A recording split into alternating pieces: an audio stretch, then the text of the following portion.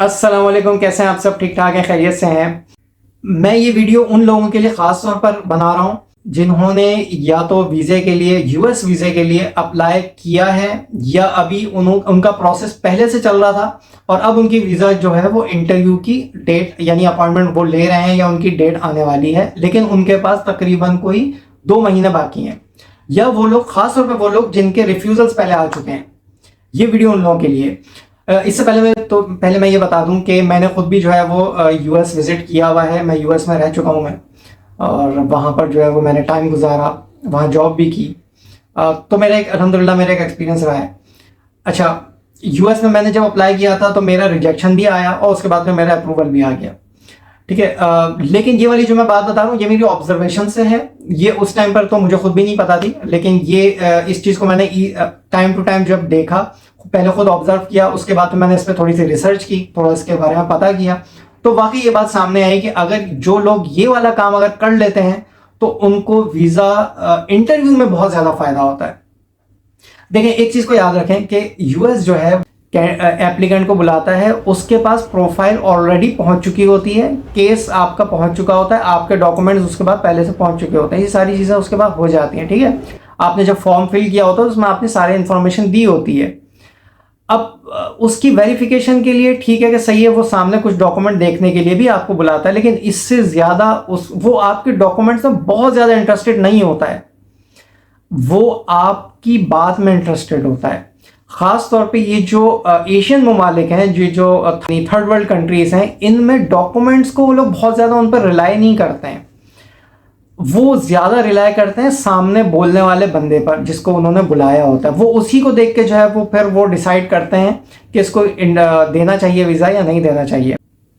आपके जो डॉक्यूमेंट्स हैं, ये नो डाउट आपकी जो प्रोफाइल है ये बहुत ज़्यादा मैटर करती है, लेकिन एशियन कंट्रीज़ में ख़ास तौर पर आपका वहाँ पर जाकर आपका इंटरव्यू देना और सक्सेसफुली कन्विंसिंग इंटरव्यू होना, ये बहुत ज़्यादा मैटर करता है। अब होता क्या है, बहुत सारे लोग ऐसे होते हैं कि जिनकी प्रोफाइल भी अच्छी होती है, केस उनका ओके होता है, बहुत ज़्यादा स्ट्रांग ना भी हो, लेकिन उनका केस इतना होता है कि उनको वीज़ा लग जाना चाहिए। ठीक है, जो उनकी बेसिक रिक्वायरमेंट होती है उस सर्टेन कैटेगरी की जिस पर उन्होंने अप्लाई किया होता है, वो सारी मीट कर रहे होते हैं। और बल्कि उनके पास कुछ चीज़ें तो ज़्यादा ही, वो जाहिर सी बात है कि हर इंसान की कोशिश होती है कि मैं कुछ ज़्यादा से ज़्यादा कुछ लेकर जाऊं ताकि वो थोड़ा कन्विंस हो सके। इसके बावजूद जो है वो डॉक्यूमेंट्स को यूं करके देखता है और फिर सामने बात करता है तो वहाँ वो रिजेक्ट कर देता है। क्या रीज़न बनती है?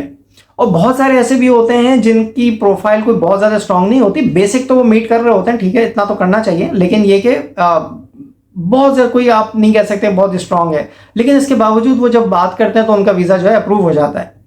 रीज़न ये होता है कि जब वो बुलाते हैं, वो सामने बंदे से बात करके उसको जज करना चाहते हैं कि इसको वीज़ा देना चाहिए नहीं देना चाहिए। अब जाने वाले यहाँ से बहुत सारे ऐसे लोग होते हैं, अच्छी प्रोफाइल रखने के बावजूद जो है वो नर्वस हो जाते हैं वहाँ जाकर। जब जाहिर सी बात है कि वो एक तो पीछे जब वो अप्लाई कर रहे होते हैं तो कुछ टाइम से वो घर में भी बातें चल रही होती हैं और घर वाले भी एक्सपेक्टेशन बड़ी लगा कर बैठ जाते हैं, तो वो भी जो है प्रेशर होता है। जिस तरह क्रिकेट में नहीं होता, क्रिकेटर के पीछे जो है प्रेशर होता है, इतनी आवाम देख रही होती है, तो ऐसा ही होता है कि भाई फलां जो है वो इनको भी बता दिया उनको भी बता दिया, अब इंटरव्यू पे जा रहे हैं और रिजेक्शन ना हो जाए, घर वाले क्या कहेंगे, और पैसा भी लगा दिया, मतलब 10 तरह के ख्यालात होते हैं, तो वो बंदा और ज़्यादा जो है वो नर्वस हो जाता है। फिर जब वो वहाँ पर पहुँचता है इंटरव्यू पर, एम्बेसी में, कॉन्सुलेट में, तो वहाँ का माहौल होता है, वहाँ पर जो है काफ़ी लोग होते हैं और उनको बिठा दिया जाता है, फिर उनका जो है बायोमेट्रिक लिया जाता है और एक प्रोसेस जो है ना वो गुजर रहा होता है, तो उसमें थोड़ा सा उसका नर्वसनेस उसकी और ज़्यादा बढ़ जाती है। तो वहाँ वो जब मामलात होते हैं ना, और फिर वो एक अमेरिकन के सामने खड़ा होकर जब वो इंटरव्यू देता है, जाहिर सी बात है कि देखिए हर कंट्री का अपना एक मिजाज होता है। हम अपने लोगों में जब खड़े होते हैं तो हमको पता होता है कि इनको ग्रीट कैसे करना है, इनसे बात कैसे करनी है, ये इनकी टोन कैसी होती है, ये किस चीज़ पे जो है उसको अच्छा गेस्चर लेते हैं, किस चीज़ को बुरा गेस्चर लेते हैं। तो ऐसे ही हर कंट्री का होता है, अमेरिकन का भी है। अब बहुत सारे लोगों को जो है ना इस चीज़ का आइडिया नहीं होता, वो ये कम्युनिकेशन जो गैप आ जाता है ना, और फिर वो जो नर्वसनेस उसमें ऐड हो जाती है, ये सारे मामले को ख़राब करती है। आप यकीन करें, लोगों की प्रोफाइल अच्छे होने के बावजूद लोगों के कई बार जो है वीज़े रिजेक्ट होते हैं, खासतौर पर नॉन इमिग्रेशन वीज़ा, क्योंकि उसमें कन्विंसिंग पावर स्ट्रांग होना बहुत ज़्यादा जरूरी है। क्योंकि नॉन इमिग्रेशन वीज़ा पे एक तो इमिग्रेशन के लिए बंदा जा रहा है, तो उसको ये तो एटलीस्ट साबित नहीं करना कि नहीं मैं जाकर वापस आऊँगा, तो वहाँ उनको जो है वो उनको एक प्लस पॉइंट मिल जाता है कि उनको इतना ज़्यादा कन्विंस नहीं करना पड़ता। लेकिन जो नॉन इमिग्रेशन कैटेगरी है और इसकी तादाद वैसे भी जो है वो यहाँ से बहुत ज़्यादा होती है, तो ये इन लोगों को जो है ना बहुत ज़्यादा कन्विंसिंग पावर की ज़रूरत होती है और ये कन्विंस नहीं कर पाते। तो अब इसका सॉल्यूशन क्या है, ये कैसे कैसे जो है वो अच्छी होगी। ये जो वीज़ा ऑफिसर्स होते हैं ना, ये कोई बहुत ज़्यादा साइकोलॉजी एक्सपर्ट्स नहीं होते कि बंदे को बिठा के उसकी बॉडी लैंग्वेज वगैरह एक एक चीज़ बहुत अच्छे से जज करें, या कोई इंटेलिजेंस ऑफिसर्स नहीं होते। हाँ ठीक है, जो एक नॉर्मल इंसान जैसे हम भी आपस में एक दूसरे को देखते हैं तो उसकी बॉडी लैंग्वेज जज करते हैं, तो इतना ही है। तो वो आपको जब बुलाता है तो किसी भी कस्टमर सर्विस पे खड़े हुआ कोई भी इंसान होता है, तो वो जिस तरीके से जज कर रहा होता है कस्टमर को, या किसी कोई भी आपस में एक दूसरे से बात करते हुए कर रहा होता है, वो भी इसी तरीके से बस जज करता है। वो अपने काम का तो जो है वो एक्सपर्ट होता है, जाहिर सी बात है, उसको वेल ट्रेंड होता है वो इस काम के लिए कि डॉक्यूमेंटेशन वर्क क्या होने चाहिए और जो है वो क्या क्या रिक्वायरमेंट्स हैं, तो वो सारी चीज़ें तो वो देख रहा होता है। इसके अलावा उसकी जो कंप्यूटर स्क्रीन पे जो है वो एप्लीकेंट का डेटा भी आ रहा होता है, वो भी देख रहा होता है। लेकिन ये कि वो कोई साइकोलॉजी एक्सपर्ट नहीं होता, वो इंटेलिजेंस ऑफिसर नहीं होता कि वो उसको बहुत ज़्यादा डीप में जो है उसको स्टडी करे। वो बंदा सामने आता है, उसको बस देख के जो है उससे बात करके वो चंद सेकंड्स के अंदर वो जज कर लेता है कि भाई इस बंदे को देना चाहिए या नहीं देना चाहिए। जब उसको थोड़ा सा इंटरेस्ट डेवलप होता है तो फिर वो आगे के सवालात करता है, अदरवाइज वो चंद सवाल करके ही उसको रिजेक्ट कर देता है। होता क्या है, केस भी स्ट्रांग है, सारी चीज़ें हैं, उसके बावजूद जो है वो फेल हो जाते हैं। उसका रीज़न नर्वसनेस है, यानी वो उसको सामने खड़े होकर जो है उससे बात ही नहीं कर पाते हैं, या जो है वो या तो एक्स्ट्राऑर्डिनरी वो बातें कह जाते हैं जो नहीं कहनी चाहिए, या फिर वो कुछ कह ही नहीं पाते हैं, ज़्यादा ठीक से वो बात ही नहीं कर पाते हैं। इसको कैसे टैकल किया जाए, ये बहुत इंपॉर्टेंट चीज़ है।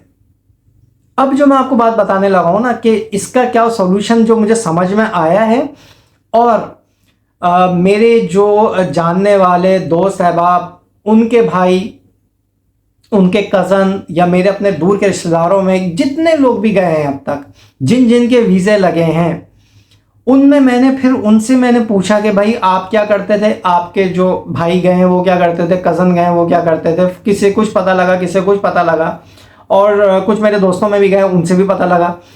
तो उनमें एक बात मुझे कॉमन दिखाई दी, वो इतनी इंपॉर्टेंट और इतनी मेरे लिए शॉकिंग चीज़ थी। लेकिन पहले तो मैं समझा कि यार ये इत्तेफाक हो सकता है, लेकिन वाकई आप यकीन करें, फिर मैंने उस पर थोड़ी सी रिसर्च भी की, तो फिर मुझे एक चीज़ मुझे समझ में आई कि इनमें कॉमन क्या चीज़ थी। वो एक चीज़ कॉमन थी, वो एक ऐसी जॉब थी, ऐसी नौकरी थी जिसको हमारे यहाँ आमतौर पर और जॉब कहा जाता है या हवाई रोज़ी कहा जाता है।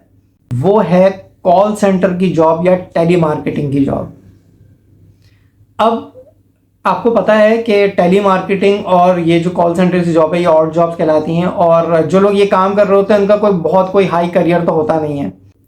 इनके मुकाबले में जो डॉक्टर्स हैं, इंजीनियर्स हैं या दूसरे हैं, उनका जाहिर सी बात है वो उनके करियर की वर्थ होती है अगर एज़ कम्पेयर टू ये जो टेली मार्केटिंग। और ये तो वो चीज़ें हैं जो मतलब अगर बंदे को कहीं भी काम ना लगे तो बंदा इस चीज़ में लग सकता है। लेकिन इसके बावजूद जो लोग जो मेरी ऑब्जर्वेशन में आए हैं कि जिन जिन के वीज़े लगे हैं, जो एक तो वो है जो बहुत स्ट्रॉन्ग प्रोफाइल के साथ गए, वो नहीं, जो दरमियानी सी जो प्रोफाइल रखते थे और उनका ये था कि यार बस मैं पाकिस्तान से बाहर निकल जाऊँ, मेरा हो जाए कहीं सेटअप वेटअप ना, तो उनके जो वीज़े लगे हैं, आप यकीन करें, मैंने उनसे जिन से मैंने पूछा कि भाई ये क्या काम करते थे, तो ना उनके पास बैंक स्टेटमेंट कोई बहुत स्ट्रांग थी, मिनिमम थी, सही है, कोई स्टूडेंट वीज़ा पे गया, कोई इवन ये कि कुछ जो है वो सिर्फ विजिट वीज़ा पे गया और जाकर जो है वो, आपको पता पाकिस्तान यह काम कर रहा था। बहरहाल वो नहीं करना चाहिए, फिर उससे पीछे आने वालों के रास्ते बंद हो जाते हैं। खैर बहरहाल, लेकिन वो जो कॉमन जो चीज़ दिखाई दी वो यही चीज़ दिखाई दी कि इन्होंने या तो कभी अपने किसी टाइम पर कुछ साल कॉल सेंटर में लगाए हुए थे, या अभी वो किसी कॉल सेंटर में किसी अमेरिकन बेस्ड कैंपेन में काम कर रहे थे, कुछ अरसे से करते रहे थे, फिर अभी रिसेंटली छोड़ दी, यानी उनकी कहीं ना कोई हिस्ट्री रही है।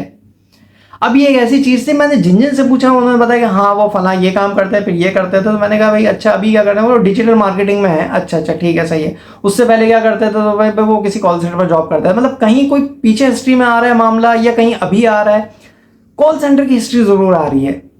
तो मैंने सोचा यार ये कॉल सेंटर वालों के वीज़े क्यों लग रहे हैं। मैंने खुद सोची भी और मैंने देखी भी कि भाई कॉल सेंटर में काम करने से क्या होता है। अगर आप डॉक्टर इंजीनियर किसी भी फील्ड में, आपकी एक बाकायदा एक फील्ड है, आप फुल टाइम उसमें काम करते हैं, मेरा आपको ये मशवरा होगा कि आप ये जो 2 मंथ्स आपके रह गए हैं ना, कुछ मंथ्स आपके रह गए, या आप पार्ट टाइम किसी भी telemarketing US based campaign के अंदर आप अपना टाइम लगाएं। क्या फ़ायदा होता है और क्यों होता है। देखिए जब आप किसी से कॉल पे कोई अपनी प्रोडक्ट बेच रहे होते हैं, रिगार्डलेस कि वो कोई भी कंट्री हो, तो पहली चीज़ तो ये कि आपको जो है वो रिजेक्शंस होती हैं। कस्टमर फ़ोन सुन के रख देता है, कुछ बुरा भला भी कहते हैं, कुछ भी नहीं कहते रख देते हैं, और कुछ थोड़ी सी बात भी कर लेते हैं। तो ये चीज़ें करते करते करते आपके अंदर जो है वो कन्विंसिंग पावर डेवलप होती है, पहली एक चीज़। सेकंड चीज़, दुनिया में हर कंट्री में रहने वालों का अपना एक मिजाज होता है। पाकिस्तान का भी है, इंडिया का भी है, मुख्तलिफ यहाँ पर एशियंस का है अपने अपने कंट्री में। तो ऐसे ही अमेरिकन्स का भी अपना एक मिजाज है। बात कैसे करते हैं वो लोग, किस चीज़ को, किस गेस्चर को अच्छा लेते हैं, किसको ख़राब लेते हैं, ग्रीट कैसे करते हैं, उसके बाद मतलब कैसे बात करते हैं, ये सारी चीज़ों उनका अपना एक अलग मिजाज है। जब आप यूएस बेस्ड कैंपेन में किसी जगह काम करते हैं तो आपके अंदर वो चीज़ आपको समझ में आने लग जाती है। और फिर इसमें और एम्बेसी के इंटरव्यू में बहुत सारी चीज़ें सिमिलर हैं। जब आप कॉल करते हैं तो आप जो है वो कॉल उठाते ही आप एक पिच देना स्टार्ट कर देते हैं, ठीक है। उसके बाद फिर रिबर्टल्स आते हैं, और फिर उन रिबर्टल्स के अंदर और पिच के अंदर आपके पास एक पंच लाइन होती है, कुछ पंच लाइन्स होती हैं जिससे आप उसकी जो है वो अटेंशन ग्रैब कर लेते हैं। ऑल्दो कि आपने एम्बेसी में जाके अपनी पिच तो डिलीवर करनी नहीं है, क्योंकि आपने उसके जो है वो एम्बेसी में तो ये होता है कि आपने पहले इंतज़ार करना है कि वो क्या सवाल करेगा, फिर आपने उस हिसाब से जवाब देना है। लेकिन रिबर्टल्स इसमें भी होते हैं, उसमें भी होते हैं। यानी आपको पता होता है कि जो मैं किसी कस्टमर को कॉल कर रहा हूँ कॉल सेंटर में बैठ के, तो इसने मुझसे अगर इसका इंटरेस्ट थोड़ा सा भी डेवलप हुआ तो इसने फिर काउंटर क्वेश्चन करने, और उस क्वेश्चन के आंसर अगर मैंने प्रॉम्प्टली अगर दे दिए मैंने, तो ये काम मेरा बन जाएगा, मेरी सेल हो जाएगी। तो सेम चीज़ है, आपने अपनी प्रोफाइल को एक वीज़ा ऑफिसर के सामने सेल करना होता है। जब आप वहाँ खड़े होते हैं, वो जब आपसे सवाल कर रहा होता है, तो आपके पास जो है रिबर्टल्स होने चाहिए कि ये अब मुझसे जो क्वेश्चन कर रहा है इसका जो है ना उसी टाइम में जो है जवाब दूं, और वो जवाब इतना कन्विंसिंग होना चाहिए कि ये थोड़े ही आंसर्स के अंदर कन्विंस हो जाए। वो चीज़ भी आपके पास है, वो जवाब भी आपके पास है, लेकिन अगर आपको आदत नहीं है, यानी कम्युनिकेशन स्किल्स आपकी वो नहीं है, तो तब भी आपके जो है वो इशू होता है। तो ये जो कॉल सेंटर की जॉब होती है ना, ये चीज़ आपकी ये जो नर्वसनेस है या कॉन्फिडेंस लेवल का कम होना, ये आपका ख़त्म कर देता है। आपको जो है वो आदत हो जाती है कि कैसे मैंने आगे अपनी बात को डिलीवर करना है, और ख़ास तौर पे एक अमेरिकन के सामने डिलीवर करना है। तो ये सारी चीज़ें रख के जब आप उस चीज़ पे आप वर्किंग करते हैं, आप किसी कॉल सेंटर में काम करते हैं, और उसके बाद फिर आप आहिस्ता आहिस्ता आपके अंदर ये स्किल डेवलप हो जाती है। आप यकीन करें, यही वो स्किल आप अगर लेकर अपने किसी वीज़ा ऑफिसर के सामने खड़े होंगे, किसी अमेरिकन के सामने, तो एग्जैक्टली आपको वही वाली फील आएगी, और आप ईज़िली उसको जो है वो कन्विंस कर पाएंगे। तो इंशाअल्लाह ताला अगर आप भी यही करते हैं, आप खुद देखेंगे इंशाअल्लाह आपका वीज़ा लग जाएगा। ये वो चीज़ है जो मैं खुद आजमा चुका हूँ, मैंने कई लोगों को देखा है। आप करके देखें, आपको फ़ायदा ना हो तो आप बताइए, और अगर हो तो फिर आप मुझे जो है वो मैसेज में कमेंट ज़रूर कीजिएगा इंशाअल्लाह। चलिए, थैंक यू सो मच। अल्लाह हाफ़िज़।